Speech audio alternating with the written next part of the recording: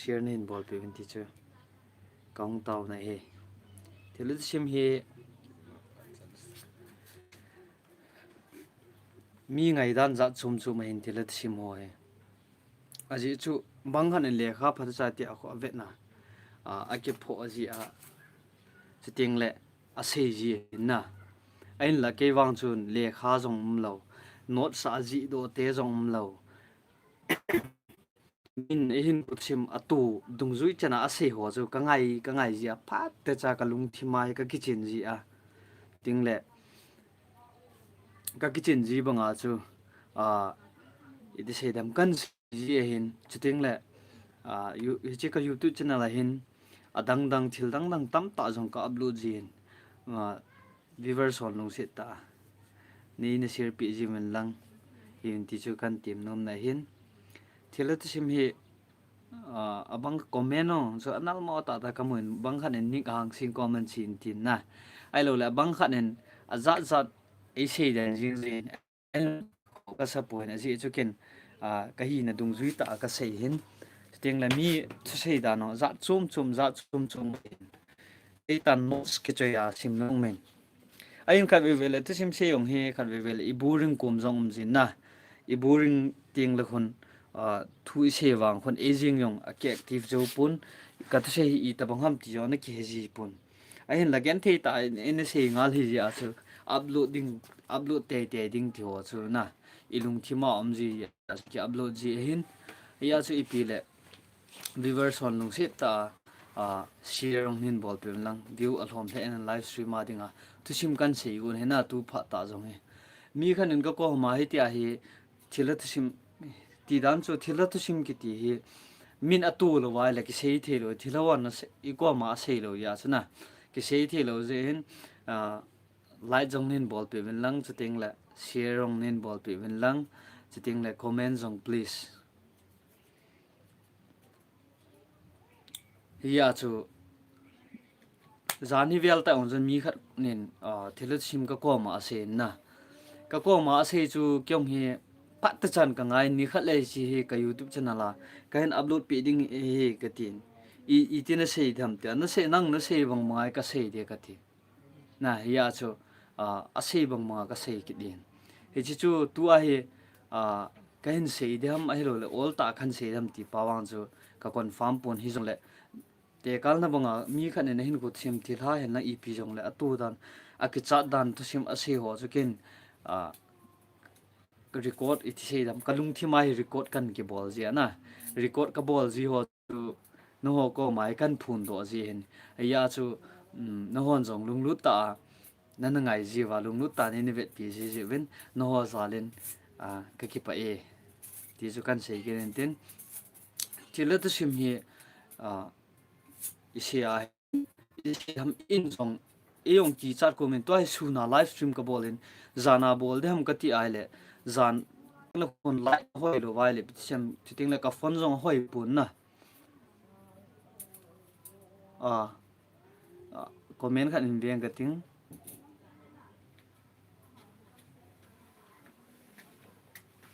na sim se ka ngai kha poi ti ja om ven na jong la a kho puin ana ngai ding in ki go ana ki go ngin ti chu kan tim na he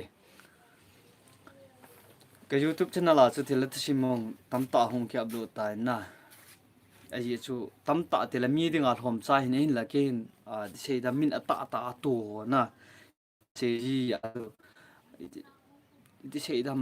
hol ha ai chu ting la i jong ka i ji ai chu ni tin ko chu i nu ting ki sei khel khadam ti chu i lung thi mai kiel ki sei dam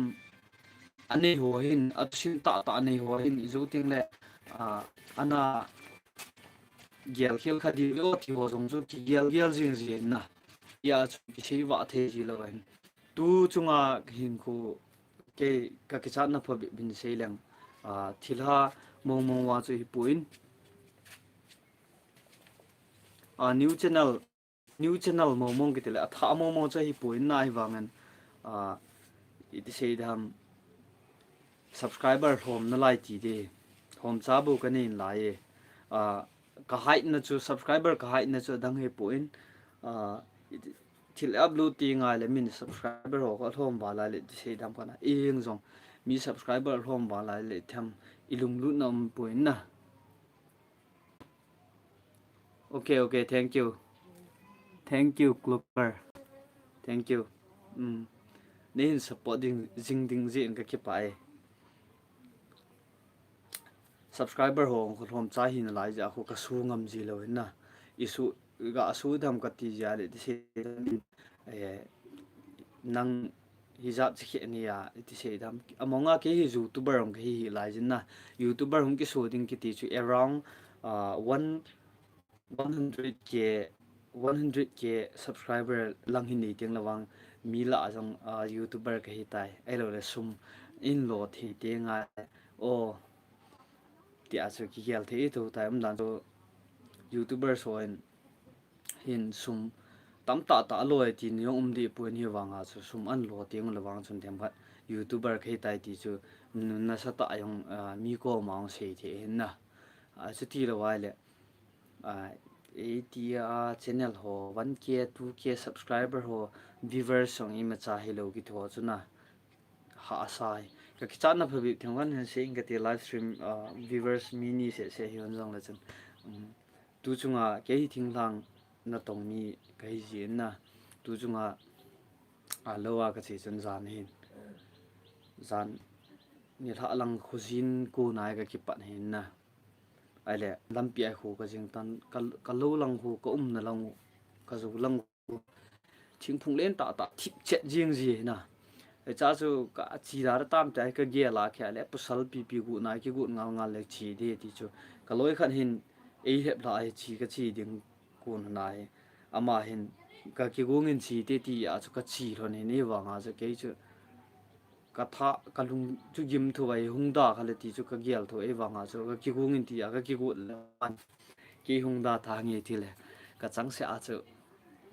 ka chi jeng hen ta chu kam la chu khu jin ding chu ki chat ma tho e wanga chu pusal pi pi e pi ate la thila sim kan se ji hoi kan gial to ji ni wanga chu kan e pi se dam ha pana ka pana ke le ke chu ka ki yel ha ka chi hen na ale thilat sim ka sei ji sanga chun chin la chun gu ha zuin hong zuin van hong ke thin ku e ho te atam zon he kha de se lo mai thion ki hi hu van ki thin khu ki hi hu ana sallam hello mi tam ta mai the na ke wang chu ka niaw la ya ka in nung wa hi ki an hi a hi cha chu te se pu radio angai pe ta na te se pu radio angai pe ta cha chu ki hi a ama chu se khan se min lo jing an thi kha hi a chu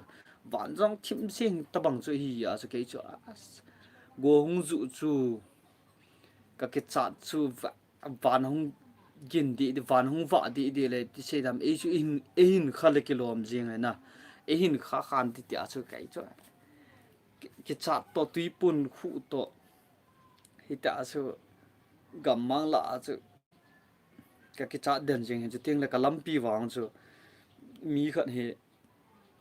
ti sei dam zan khwa he la gu zu a elo le ti sei dam ama chu tu si tu hi ti dam lampi a ni mu khwa kha he na ang mai ka naw pa hin aga tu kha hi ti a chu an jen dama an pu mi an jen dama ka ti dan chu an su lum ba na an pu su hin cho chu ka gia la kha la lampi a thil chan ho chu ka he su ke chu ting la ka lampi hu chi si yong ke pu athi ti sei dam aki sukha azat jan na ki sukha hong ki pu hi ja chu lampi ho a chu ka ki chan ma je nga ye wanga chu ke chu khu jing le jing lo le ka ti a min thasi te le te se to dung ya je chi pha lo hong ke lo wa chu ta chu ki chan hu sana chu ka chi pusal ka ti a ka chi chu lampi a ve le hen ki nung le ta bha ti jong chu ka gial tho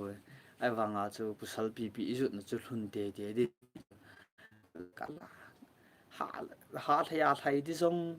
lam to hi ji a chun na ha thaya ke thai thelo lam to olo la ke chi lel dan nan cha ai wanga chu cái chỉ yang na sata ki pon panta kha ki pe na lam tu ki zo na chubanga mi the si pa chun zana chu ki chapum puma chu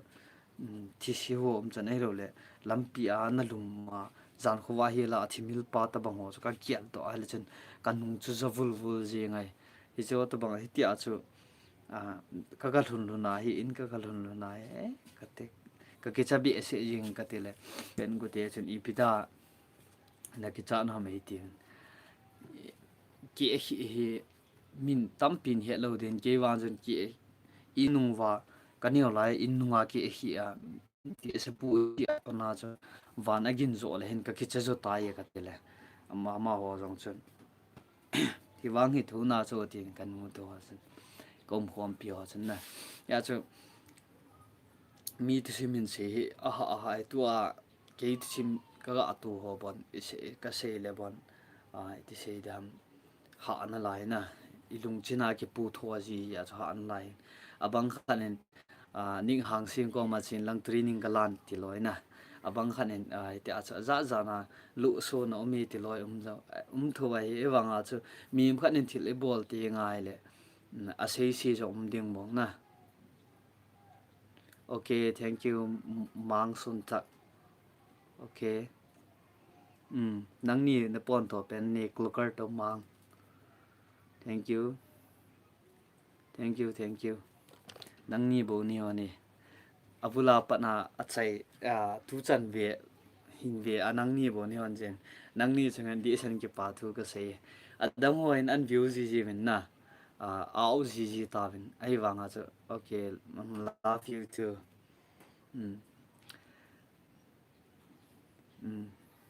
thank you nang ni se sen lung lu ta nei vet pi han jong chu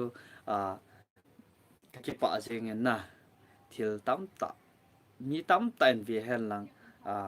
a hoi mo lai le silai se si bal se chu hin mial chi ken hen lang te kal ma ka ti jo ba ho na ai lo le thil dang na ho hin se ken hen lang le ti se dam live stream ki sana chu ilung na sanga chu na nang nin ki pa ta na vet han chu ka ki pa e yes kha gim nei thang gim nei sim chuna mang nang jon thang gim nei sim chuna se hin anh ye tu pa tu chu tun la kan se din life awang he ka se ngap cha hi lai din na aji chu thila tu sim se ti nga le zan ong hi ale lung lu ten lung lu ta na nga jing ti chu kan tim ne nang thank you lung lu ta ti thang nei pa tu jong kan se wa ding tan ni la lang la kan se din na chu ting la se dam ka se tain ka YouTube channel lai mix a ka bol kin aji chu thila chi simyang henge kan upload kin de mang ting la than ka se ban chu ka khai te comment ka ha na comment ka ha ve thim le thangim nei ti simyang he ata ai a ho ti se dam ki sei hil khan te a thanga cheng ho hun an za do ting le bon YouTube channel ipi ham ka YouTube channel ka YouTube channel chu na hung lu na channel chu yeng na comment ka ha ka se dio si ka khai ta ni jang le kang ki tha pa ji de na ki he thiam to te kamin ong ke vis to thang na kamin ta chui le pau men len to thang na ke min ta chela pau men len hin ka YouTube channel chui ya le ke vis to thang nickname ma khan on he thilut sim se he zo ki sim thu de la ai lo le kha phar cha ki ji do de lang ga sim tho de la khun abaya bayeng na ai wanga chu ke chun pi the dam ka sei tan ka ko ma pan thu se te tu hin them khai ga sei leng zani vela ko ma sim se pa chun ai ti a se tua có nào thing thang gama chun thing thang gam hi chun thing sui ho anom ji na thing sui ho ana ki wa he jen thing chu gen te ta gam tha ta thing ka ga sui he je wa chun le long ki lel ji ma mai ta chu gen te ta ki wa hin ai le ni khan hi thing sui ti ngai le chun ki apula ki gi den jing ji ti apula gi den hun hai thing asui hunai apula gi den hunai le apula chu nidanga agi ne mun hon ho chu ima ti lo da ni pha sia chu gi yang na thing sui ting le ita chu ahung gi den pha wa hi pha chom khat pi hung chi zo wa hi aloi pa to agi no na hi iti a hi me akiti lo ni me ki ti ro nai le ka kom hon chun thing ki sa na thing ki sa gin tabang ho ahung umin cha chu thing hung ki sa chu iti sei dham mi him sat ka hi sa ne ti pat na cha mi him sat ka hi sa on ko hi dia ka ti honin ka ki dong honin ka ga ve le le ka bu pang hon lo si cha ka ve honin ting le a ki sa na mun lang ho cha ka ga ve no na hi ai le am ka mu hon ta poi ti ale ipi ti da na chu ipi i ti ra na chu hi ti a chu thing ki sa nam thon chu ka lungwan agim the yeng pha chom khat su pi chu ti a chu anni aji jong helwa hi lungjim ta ka wa le nai le ha wa saudium zula mi zan hi je chun ka ki chalun ha ti a chu ka na vel hon me ka ti ni vel na chu ka wa le na tors ka kho le on la ima cha ka mu hon lo je chun ka hung ki chal hon ti ai le cha chu me ka ki ti hon nom ta ka to nai le ta chun za chom khat hung phain hung ki tha par kinin ale pa na chun me iti a me aga asal na vel zo se chu ka vet hona jong le ima cha ka mu pun me okay thank you Zhang Kholin thank you iti a me kaga me ga kiti nun asal vel zo se chu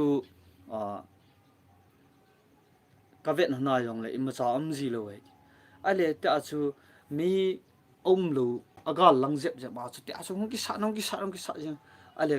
a chai ne chun ka ki cha be se honin me ka ti che na le me asal na gal je ma chun te chun thing phung ho chu ki sa jengin ale ke ni chu ka ki cha be se honin jun pha ji yong ta lo tul hanga ka mo gion wa nga chu ka ki cha hun ji a chu ga khat pen ga adin du a iti a jun ga tha de hun ka ki cha hun tai ti ale ti a chun san kho wa hi la chu ti a chu ka ngai ngon ale ka ki cha be se on pa na chu ka thing sui hon diong chu don hun ta lo wa zan khwa kya ti a chu ki cha pum ma ka ngai huna a jing ka ma ta he anong ki hun ta lo wa ka hung zan han tai ale gen thei ta in kong nun ka se hona ki ale azalo atu lo ho a hello ho chun ki cha na wang ima cha nei pun ke ni wang chu ki cha na ga dim mon ja chu amani chun ite a chu inal hun na chu gim nei ta se ro ni ai wang a chu mi atu lo ho chu ima cha ye lo ai le pha chom khat a chi zo za thani vel bo chi na lai cha hi chi pil ase ke noi pil ase ti tua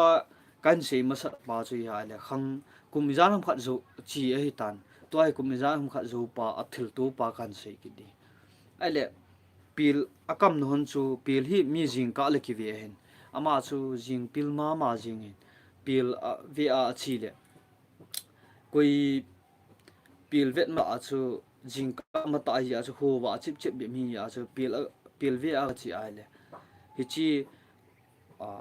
zan khat ma na tu hon manga thing ki san ho ahung gin ho chu an za phat ki ne an za phat ki chu apil lung chu na chu chun ko abu ho chu ka gam tha ni ting la lam ken ji ngai ta chu ahung ki sa phat ki pha ahung ki sa chu ka ngai ai le ka lung ger khat hung pai jing ama sa ka na tu ma thi se dam thilung ki sa gen ma chu a hi ji a chun o e he pat ke tai ji chu ka he pha na jun kyong lam to hi wanga chu kahung ma cham le cái che đi cái chu nok so ai panga chu ka ki cha ji a chu mi huwa chip chip mi ya chu huwa thing lo la mi jong vai kon lo la ya chen kong sam chu ka lal dan dan chu tin cái ko ma chu hai the thu a lung lu ta se ji ale adam ho chen ti a ka to khom ma se ho a chu ti se da adam ho chu yang se pi pun ke chen o as kyong kan tu khai a tu lo hol mai ma cha na se pun a tu hon bo ki he ka ten ka dai te tu ni cha chun ama yang chu hong noi ni khat le youtube channel lai ti a chu kan se pi di ka thi e chu chu advertise ti se dam live a kan bol hen na sim ka sei dan chu i to bangam live a chu i to bangam ting kan upload jiong chu hiti chu hi na ka sei chai chai la hun ka phone jong cd adu to ne mi phone kan man hen na ka nau te phone kan man hen ke phone he wifi mai me ka man hen ka sim sei dan chu i tem thiong chu live a jon he su ke di hun angai lo hon wang he lo ni na ne he jin ki support to jing ote hi youtube channel a he za nong kan uploading mix hi jing guitar tum thi menang la sa thi men ip jong le kong ki pat langa ho aji chu ke hi la sa kan la sa lung lu ke ya chu kong ki pat langa chu la jong ka upload jin ting le te chu kan bol bol le tel sim ta hi ki se le min angai nom dam ti a thila tu sim ho chu kan bo kha hen ip jong le thim an sa lo kha thim mo le na gel ho zo se in mi se to akiba lo na wang chu tam ta me na ai chu thu se thiam jong ka he pu in I ma cha jong ka he lo en na last ka nga jing last story ti dan chu mang love story la ho I chu chu lungdut na be se kitele nga isia le mi jo he lungdut be se ji lo ai chu broken heart ni ti tinga le la ai ngai le bon ki chim se na mi ti loi jong mi a chu ka ti story love story hoi ka ai khat be se point love story ga se di jong yo jong he thieng ta se dinga story se dinga thing zo lo na mi ni hang sing ho la ji ting le dang dang tiger ho loi ho na tiger youtuber emi gaming pa na ma ho te le mi au thing set sing thu seong la min mo ngai ngai num jing en ai ti wa he se dam nu me ya mala la mala angi ne zong thelo ti ta bang khan hi a chu hinge love story hi tu a he kan se dam hin don mon no le nang ni se bo he clocker to mang sun tak hinge love story cái hình khổ chi san néo khát can sĩ bị hơn thâm là cái hình khổ néo khát sim khát sinh cái min love story thì ngà là mi hình khổ tu sinh bộ nát chi na in can sĩ đi ngài hơn nữa mi hình khổ tu sinh hệ bộ nát chi hình thì bằng à chú kyong hình cái hình khổ tu sinh hi cái này cái bộ nát khai it's also 2010 na metric kapi hin 2010 2009 na class ka sim kum ba he ka class mi ho khane na sata hoi ka sa ka de tho dia ka de ala ma ahin la e chni lo cha gen thi ki ja chuna ki se ngam lo ale ka se na chu ka sel jeng ai wanga chu ka se ngam lo na ai wanga cha ma mu mu a chu thil pha bol ding chu kalunga hi umai ale ama mu mu thil pha bol ding chu kalunga amja chu ama in asita athil khat bolang la ke chin a phalang langa bo ka bol na ale chei nen kum khat class 10 kan sim kum khat kum kim hung chi tan kum kim hung chi a he ama hin tian sei tai ke hi om chan a chon chan a hoi jin anh to học lung sĩ nó mẹ thì ai lệ tia cho anh sẽ cái phản cho wow chance hi chỉ cái ngà là hi thì cho kalung thi ma hong pai le cho love letter cái suna cái pi love letter cái suna cái pi cho ama yong hi yes an ti pai yang yes an ti chu hap ta khat ho si ti a chu mia siu siwa kyom ai ba hap ta khat na pa na chu hap ta kharung ki chei chei apa na chu ei don lo ta le ta su dong le reply khalo ai ba nga chu ke chu something le ka ma nga chu no ta ma to ka len khom ji khat ve le ken thi ka thu thon khat ve le ka khom han khat ve le kem chung po wa ya chu lung si thu ka sei ji na ni le long le lo wa ka ji ni chi ho chu a ta hi mi ti sei dam class sen ho chu khang dong cha khin lai na ale iza imang ting le hin iko ma lum ho hin anangai ngai jing ji chu aji chu ikimang ham do pai pai ti pa ho i o hong min an za pai pai ti pa umai na ale cha chu jingka khong kha hi kamang he ken koi man he lo ham ka ti ala ko malum pa ko upa ko unu ji pa chan an za len namanga cha as te lung se nam wal singi pitilom no ma chu ta sun ka jinga min ti ta chu ka za cha dan chu kan nu le ka pa ho so umu ka so pi ka naw te ho so su kya ama chen kamanga ka thil tu ho chan za su ke ka gen thin ho ka khat ve la ka ke pan ho chu khan khat ve yong na kan nui ta chu kum 2010 apana 2012 chan chu ta chu ama chu le tar ji le zana zan ting le ka loi pa to ka to ji luna ai lo lup na chung po ka to chi mon ting le lup na chung po bai ka i mo ji luna ka lung se da na cha ka se jeng ni ke ding textbook cha yang ki cho zo lo pa notebook cha yang ki cho zo lo pa form hoi form phang von zo lo pa cho he chin nu me nu ding a cho thing thang ka kala thing pe agi put kha al hil kha ka put kha jong hilo ka put na he ta cho guzu nu ya cha to jun le wa he kan put na under pen sang am pu pa im lo ka pom pia ka che jing ta chu ken thei ta he guzu nu ya chu na sa ta he ka thu tun tu na ka chi jing ale kong lu na he kadam mo kit na lai ale jinga hi sum kamu ma hi thing pe ka put man cho sum kamu ma hi le kha he khan he ama hin ain ku te hung zo lo mi ne zo hi wang wa cho ain ku te hung zo lo ko ji na ama chu hostel am hi ya so e chu outsider kit ama chu ain ku te hung lo ka hi ya so ken chance ka la le kha kha cho pi te ding a ki cho no ma di ma ya so si chu ka cho pi ko ne ke di bon ki cho zo lo ama ding ka cho pi ko chu ke le ke ki lung da ale cha chu ama chu ka pi ale ka cho pi ka pi ale ki pa da nan chu ai wanga but ka love chu ek siam hindi lo wai ka lung si chu ek siam hindi lo wai ya chu ka po na che sian kum ta chu azol to le kha si sung chu love join tui pi yo se hi pen tui su hen lang thing na zo se hi le kha su jong le ati ta banga chu kan no le a chai chai na chu le ter su na ingia chu pen le not bu jeng on chu ki cho zo lo ta ai wanga chu nuri lai lung si na hum di lo ai chu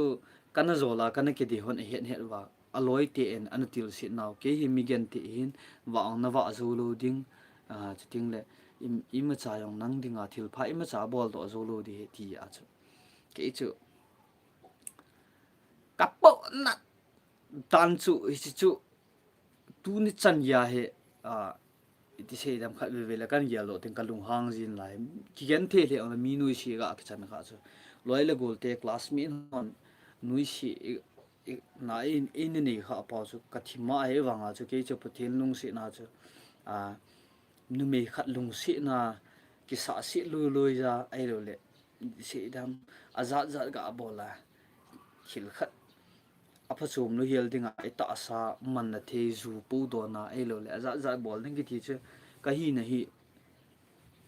ka lung thi ma om the lo hi ya chu kum ni kum thum kumli phat ta cha ka zola ta chu ka vai chat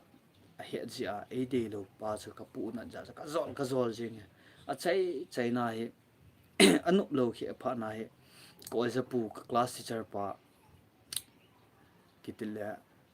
thadu ku ki lapa ko mai ka sia he pu he o sir ai pu mi ama tu sun kyong ki nai cha kai a chuna ka class ko ya pu chu ama tu sun ma ko ma chu ka chi a ai pu he o ai lo le ai pu ye sir hi banga kilung si na abullang hal khat hin pha belang tu a ka class teacher pa ka ti thadu ki lapa sun ke school ka kai ma sangai le le nang ding hen nunga amya hai ta hat khamoi ti I cha pa na ju ke mi ka lung thim ki pa pa nai ta na a ki pa ji a chu a amu wa pa na so pa yong ka sa pa pa jing ka class teacher ko je pu in ma hi ti a chu ai se pi a chu kyong ka de pa jing na ala ama na chun ka zol het sing ya so he oi pu hi ti khati ti hen tu a hi kum hi za ka zol tan no pun class 12 lang hi ka hi ta vin kum thum lang hi ta ai le I chi nang zao nên chỉ tin khát về lung thim bộ kệ lưu đi dùng lại xây đi cái hiện nghe chi tại đó cái chi rồi ai là cái chi rồi nhỉ mà chú cái lung sẽ lại bằng chú chú bằng cái lung sẽ bằng chú tham chịu khát ông gì ai là mà chân class teacher pa ko ai pu chân an kiding sẽ cái pu nó hoa sẽ bằng chú mà chân ama ni hung chu cha cha nai len nang ga khu pi to kan zol nom tai ti ale kan zol nom tai ti chu anum sa ta ba ka ki yel ki na kin mon ki sei lo lai cha ale ko ma ka to le I ma cha ki sei ngam ki ta lo ka ai cha na sei lo yo BYF la ka khel de no go no la ka khel then ti pa na ka lung chu chum bia hung chi ke na ai chi to ke ni kyo man ta lo ai wang ko as a point anum tai ti ke ni kyo man ta lo ale pa na cha ka sol ke ka sol wang ha chu gar chung ka to do ge ya chu kanung ve pe ke he chi chu ama kalung si na chu last ane ka ga zol ne le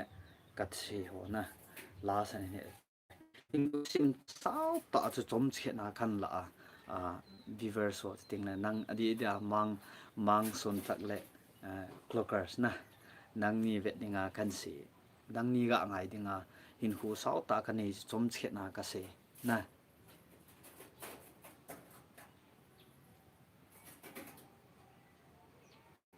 hello drawing mang hello viewers so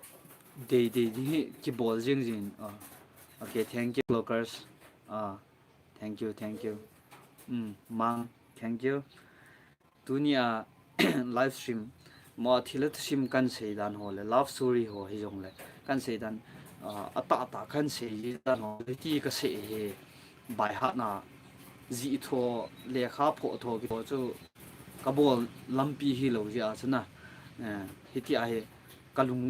nga ka china kalunga ka china pa ta cha ka china kan sei ha yong tam ta mai na tu a kan love story ka se yong ka se hai tam ta ma ye chu a long story na kum thum kum li anu lo jong ke hello kanun tai ti hap tha kinga na kum li chu de ki na hai chan ya chu ka gen the pi no chu ka se lo tam ta mai na ita banga chu life a kan se bang manga hi se dam story kan se tiang ngong na kon by heart system ma ka se yi ya ka se hai tam ta ma anung teng ka si ji wanga phachom ji talo na delete de ka ti jong na pha le wa ke se ya e bidinga a hi le tan ti mo upload di se nge ep che ngei ta ki se do ai jong la ep ya price sang ta san di jong hin lo ka ti ko mo hum ji a chai chai na la mi ki boring ji na ta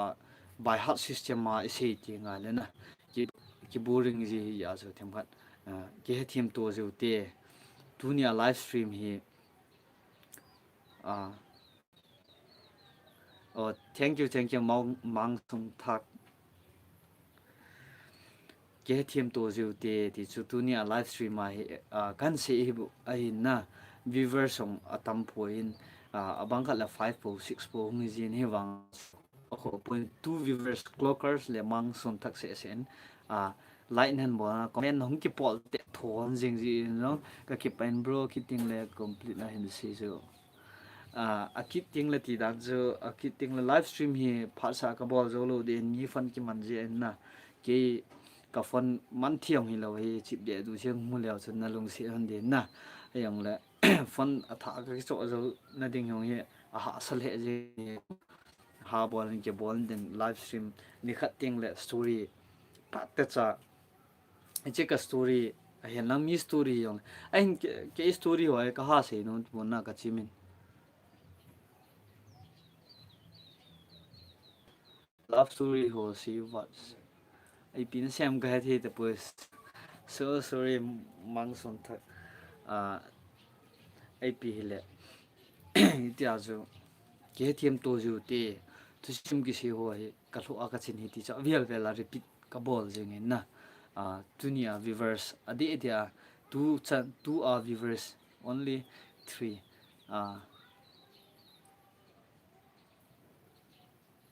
e a thing lo ho se thing de ong toy kan se ki da min se no le a thing lo them khat ka pu na na thing lo them khat ho sa na toy kan yel do ki ji na ka sei chai ten kan yel do ji ki ji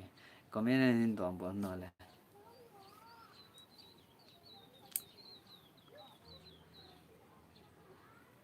ờ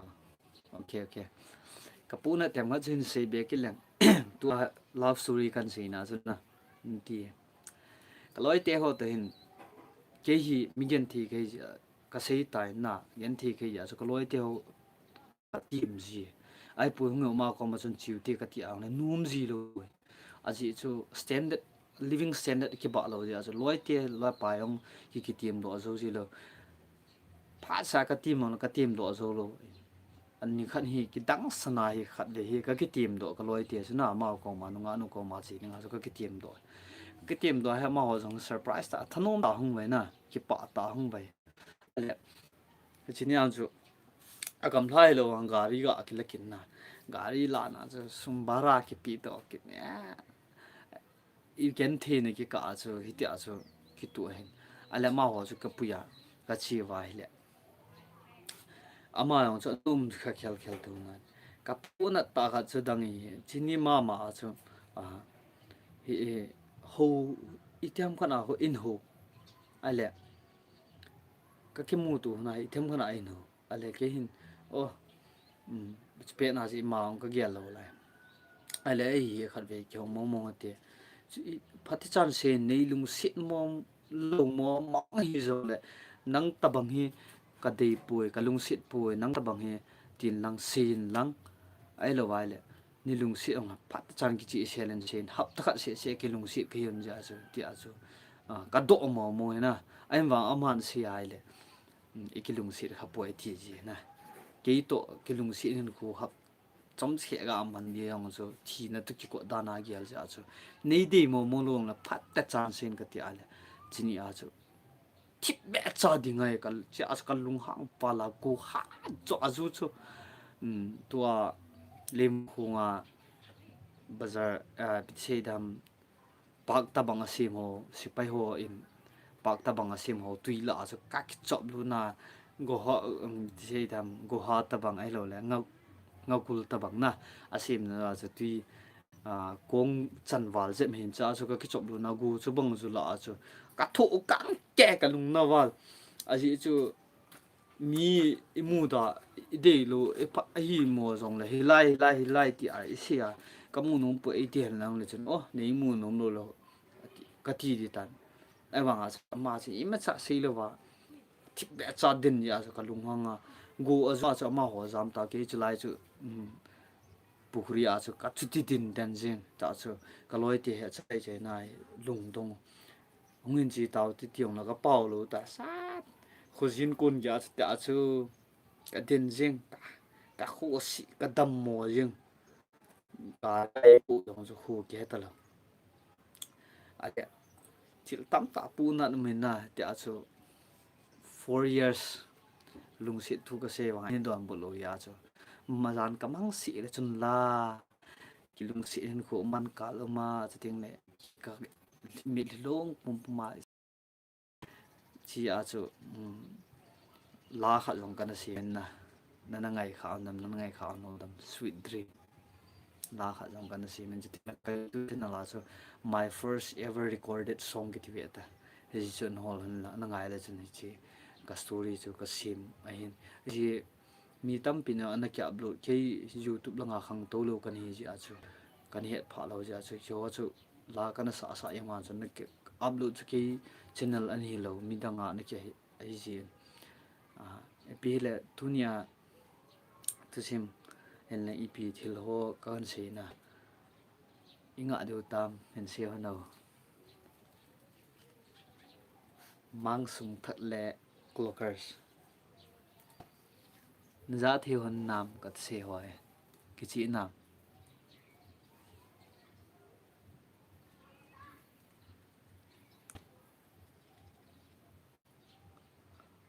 thank you tunia ding in live stream na tu sim hen lang ep jong le love story na ep jong le ke bui no ho hen lang ke mit mo no ke thi mo no jong na kan se na chu chan ju tan ti na bye bye na le thank you for watching mang song thak and clockers bye bye